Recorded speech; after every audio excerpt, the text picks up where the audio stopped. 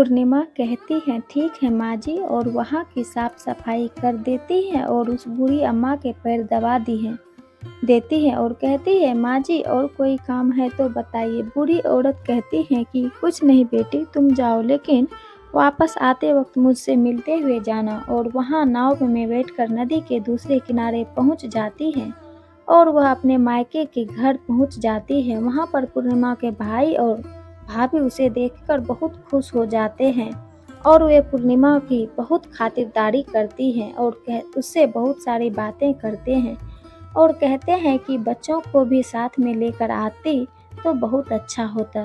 अब सब कुछ समय के बाद पूर्णिमा ने वापस अपने ससुराल जाने को कहा तो उसकी भाभी ने उसके लिए एक साड़ी दी और थैलों में बच्चों के लिए कपड़े और खाने पीने की कुछ चीजें रख दी और कहा कि तुम बहुत दिनों के बाद आती हो। और पूर्णिमा की भाभी ने यह थैला पूर्णिमा के हाथ में दे दिया और कहा कि जाओ पूर्णिमा, जल्दी वापस आना। इसके बाद पूर्णिमा वहां से अपने ससुराल के लिए रवाना हो गई और उसी नदी के किनारे पहुंची और नाव में बैठकर दूसरे के किनारे पर उतर गई। और वहां पर उतरने के बाद वहां पर उसे वही बूढ़ी अम्मा मिली जो साक्षात गंगा मैया थी। उस बूढ़ी अम्मा ने पूर्णिमा को एक थैला दिया और कहा कि इसे तुम अपने घर जाकर ही खोलना। अब पूर्णिमा के पास बहुत थैले हो गए। उन्होंने लेकर पूर्णिमा वहां से रवाना हुई। आगे कुछ दूर चलने पर काली माँ का मंदिर आया। वहां पर काली माँ बूढ़ी माँ को के रूप में विराजमान थी। उसने कहा, आ गई बेटी पूर्णिमा। पूर्णिमा ने कहा, हाँ माँ जी मैं आ गई। तो काली माँ ने उसे एक थैला दिया और कहा, तुम यह थैला अपने घर जाकर खोलना। पूर्णिमा के पास 3 थैले हो गए थे। तीनों थैले लेकर पूर्णिमा आगे बढ़ी। कुछ दूर जाने पर शिव जी का मंदिर आया, जहाँ बूढ़े बाबा के रूप में शिव जी स्वयं विराजमान थे। बूढ़े बाबा ने कहा, पूर्णिमा तुम वापस आ गई। पूर्णिमा ने कहा, हाँ बाबा मैं वापस आ गई। बूढ़े बाबा ने भी पूर्णिमा को एक थैला दिया और कहा कि यह थैला तुम घर जाकर ही खोलना। पूर्णिमा ने कहा, ठीक है बाबा। अब पूर्णिमा के पास 4 थैले हो गए थे। अब पूर्णिमा चारों थैले पहले को अब कैसे लेकर जाती। उसने एक पुरानी साड़ी निकाली और उन सभी थैलों को एक कट्टा बना लिया और सर पर रख कर वहाँ से रवाना हो गई। कुछ दूर जाने के बाद उसे तुलसी माँ बूढ़ी औरत के रूप में मिलती है और कहती है, पूर्णिमा तुम आ गई। पूर्णिमा कहती है, हाँ माँ जी मैं आ गई। वह बूढ़ी औरत भी उसे एक थैला देती है और कहती है कि यह थैला तुम अपने घर जाकर ही खोलना। पूर्णिमा कहती है, ठीक है माँ जी। अब पूर्णिमा के पास 5 थैले हो गए थे। पूर्णिमा वहाँ से रवाना हुई तो वापस अपने घर पहुँच गई। पूर्णिमा ने बच्चों को नीचे रखा और सबसे पहले अपने मायके का थैला खोलकर देखने लगी। उसमें बच्चों के लिए अच्छे अच्छे कपड़े और खाने पीने की चीज़ें थी और उसने कुछ गहने भी थे। पूर्णिमा ने कपड़े और बच्चों को दे दिए और खाने पीने की चीज़ें भी बच्चों को दे दी। बच्चे यह सब पाकर बहुत खुश थे। आप पूर्णिमा ने दूसरा थैला खोला जो उसे गंगा मैया ने दिया था। उसमें ढेर सारे हीरे जवाहरात सोना चांदी आदि था। इसके बाद अब पूर्णिमा ने तीसरा थैला खोला जो उसे काली माँ ने दिया था। उसमें बहुत सारे सोना श्रृंगार का सामान भरा हुआ था। इसके बाद पूर्णिमा ने चौथा थैला खोला जो उसे भगवान शिव ने दिया हुआ था। उसमें बहुत सारा धन संपत्ति भरा हुआ था और बहुत सारी खुशियाँ भरी हुई थी। इसके बाद अब पूर्णिमा ने 5वां थैला खोला जो उसे तुलसी माँ ने दिया था। उसमें चावल दाल 7 प्रकार की खाने की चीज़ें से भरा हुआ था। पूर्णिमा के घर में किसी भी चीज़ की कमी नहीं थी। उसका घर धन धान्य से भरा हुआ था और पूर्णिमा परिपूर्ण था। अब पूर्णिमा और उसका परिवार सुख में जीवन व्यतीत करने लगा। अब पूर्णिमा के मन में विचार आया कि क्यों न शिव जी की कथा कराई जाए और शिव जी की कथा में एक कार्यक्रम रखा। पूर्णिमा ने गांव के सभी लोगों को निमंत्रण दिया और घर घर जाकर सभी लोगों को बुलाया। पूर्णिमा अपनी बहन अमावस्या के घर भी गई और अमावस्या को भी शिव जी की कथा के लिए अपने घर पर बुलाया। जब अमावस्या पूर्णिमा के घर शिव जी की कथा में आई तो उसने देखा कि पूर्णिमा के घर में किसी भी चीज़ की कोई कमी नहीं है। इतना सारा धन दौलत देखकर अमावस्या आश्चर्यचकित हो गई।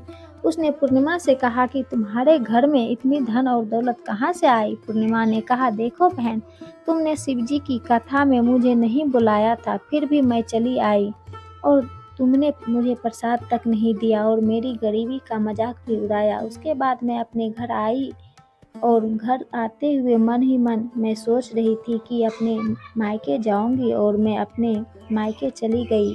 और जो कुछ घटना इस बीच हुई वह सभी घटना अपनी बहन अमावस्या को बताती है। तो अमावस्या कहती है कि तुम भी मुझे प्रसाद मत दो और मुझे डांट लो, लेकिन पूर्णिमा ने कहा कि यह तो भगवान का प्रसाद है, मैं तो सबको दूंगी और तुम्हें भी दूंगी। फिर भी अमावस्या ने प्रसाद नहीं लिया और वह सीधे अपने घर चली गई और घर जाकर अपने बच्चों से कहकर वहां अपने मायके जाने के लिए तैयार हो गई और मायके के लिए निकल गई।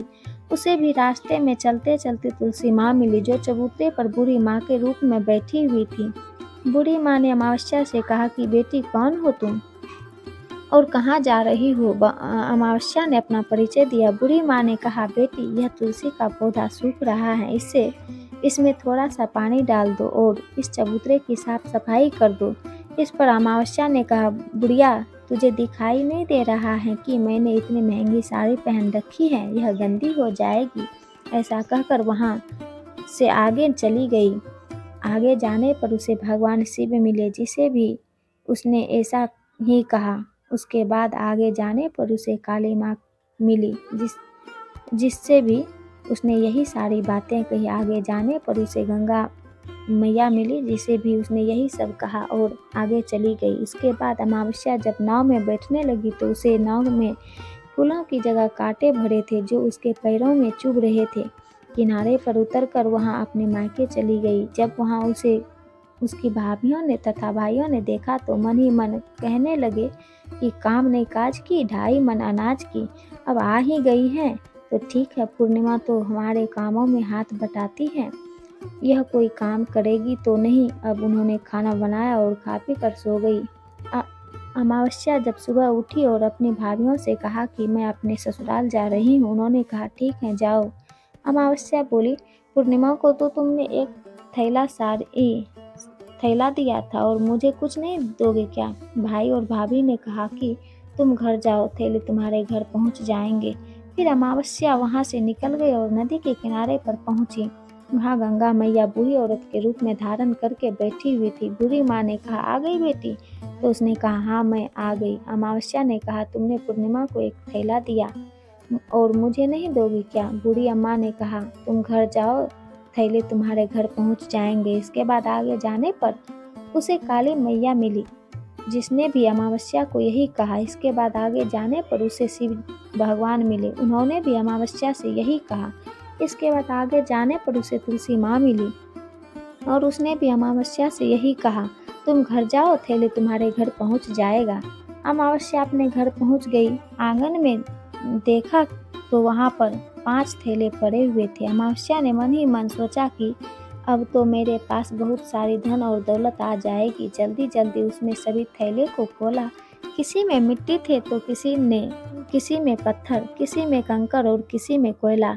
उसे मायके से भी कुछ नहीं मिला था। इन थैले में कुछ भी नहीं था। अमावस्या दौड़ती हुई पूर्णिमा के घर गई और कहती है कि तुम्हारे तो इतना सब कुछ मिला है, मुझे तो कुछ नहीं मिला, आखिर क्यों? तो पूर्णिमा कहती है कि जब मैं अपने मायके जाती हूँ तो अपनी भाभियों के साथ उनके कामों में हाथ बटाती हूँ, उनके साथ मिलकर काम करती हूँ, लेकिन तुम ऐसा कुछ नहीं करती, उनकी इज्जत भी नहीं करती, इसलिए वह तुम्हें भला क्या देंगे। इसके बाद तुमने गंगा मैया को ठुकरा दिया और काली माँ को भी ठुकरा दिया और भगवान शिव को भी तुमने ठुकरा दिया, इसलिए उन्होंने भी तुम्हें कुछ नहीं दिया। अमावस्या कहती है कि बहन, तुम मुझे माफ़ कर दो, मैंने तुम पर हमेशा अत्याचार किया है, मुझे कुछ नहीं मिला तो कोई बात नहीं, मैं भी भगवान की भक्ति करूँगी और सब कुछ प्राप्त कर लूँगी, मुझे इन सब चीज़ों का रहस्य बताओ। तो पूर्णिमा ने कहा कि तुम 3 सूत्र का ज्ञान ले लो और उसकी कथा करना।